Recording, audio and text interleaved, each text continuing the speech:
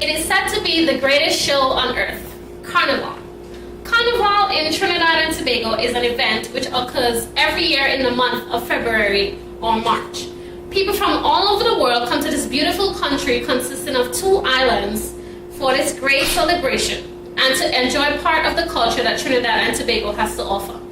Masqueraders, mukajumpies, which is another name for a stills walker or dancer, and children claim the streets as they parade in different costumes.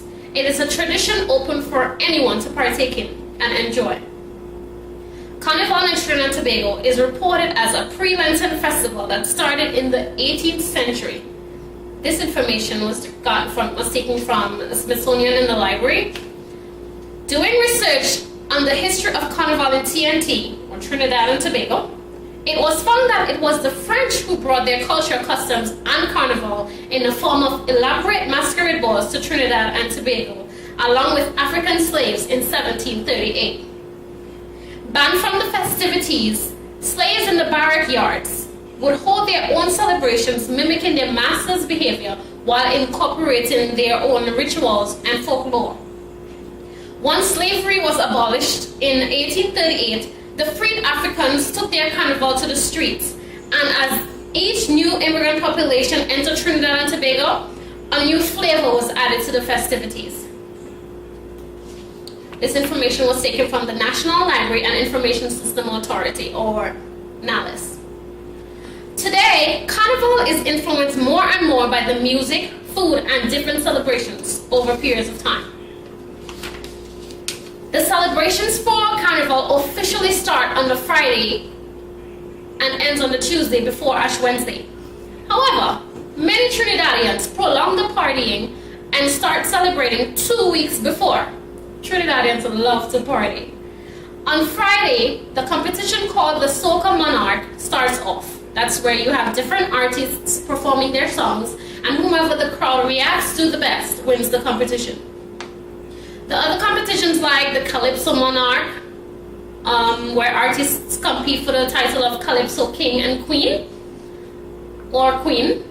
The Panorama, and I have a picture you can see. They are playing, the Panorama consists of playing the steel pan, where you can have bands come together to compete. They play the steel pan. The Carnival Road March, this is where soca music and costumes are judged. And more occur throughout the weekend. There are some all-inclusive parties where anyone can eat, drink, and party all the way to 2 a.m. Monday morning. Who doesn't like an all-inclusive party, right? Then head off to Juve. Juve consists of people covered in paint and mud or oil partying in the street. This was taken from Jones, New York Times. Till noon Monday or night. During the day on Monday, the kids come out and parade in their costumes for Kiddies Carnival, and more adults come out to jump and dance in the streets, showing a part of their costumes for the next day. They might wear a mask or headpiece, or with a feather design or shorts or tights. Anything to represent their costume that they will be wearing the following day. And here you have a picture of the Kiddies Carnival in their costumes.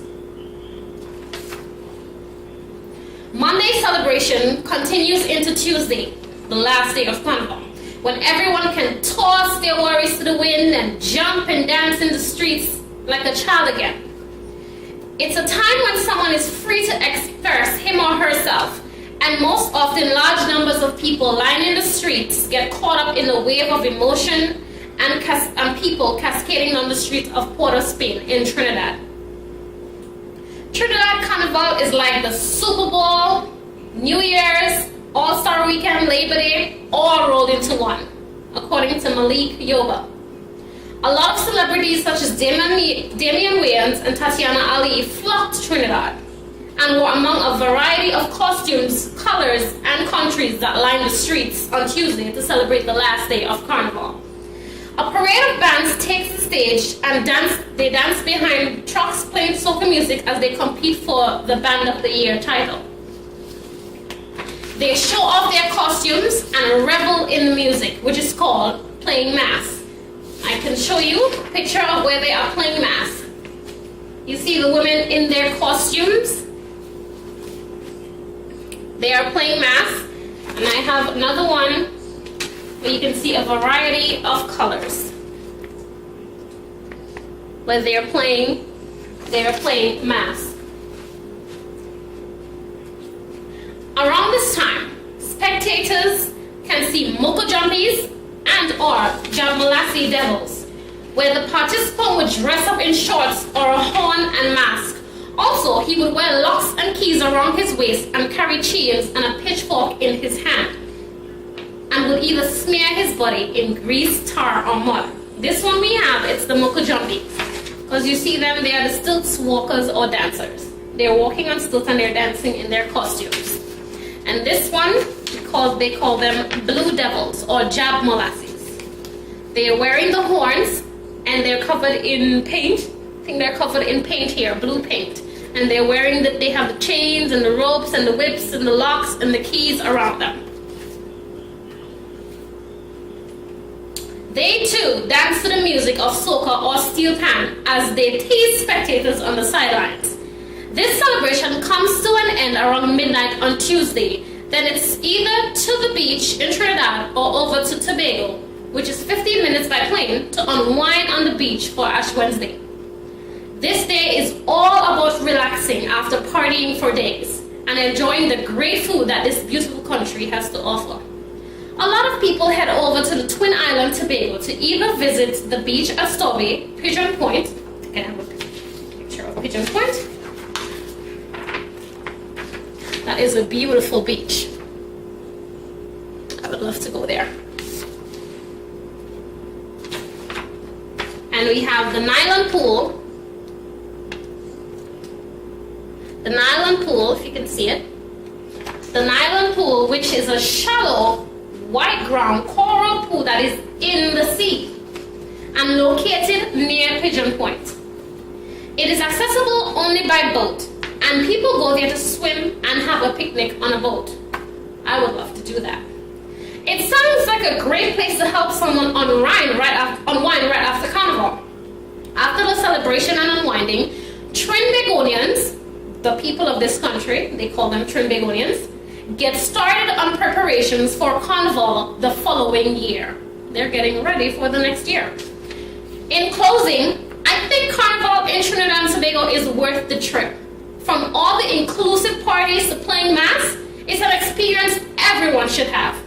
One can experience the diverse culture of Trinidad and Tobago during Carnival with the food, music, and costumes.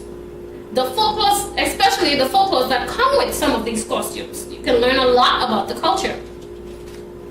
Don't forget, relaxing at the beautiful beaches and the nylon pool.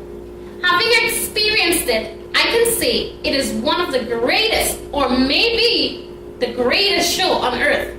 I think I'm going next year. Who's coming with me?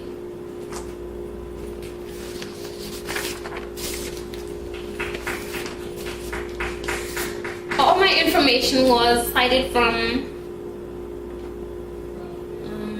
the library at Bergen Community. I got some from the New York Times and the New York Daily News, and again from the National Library and Information System Analysis. So this has been my presentation on Carnival in Trinidad and Tobago. I am Fernella Robley, and I hope you enjoyed my presentation.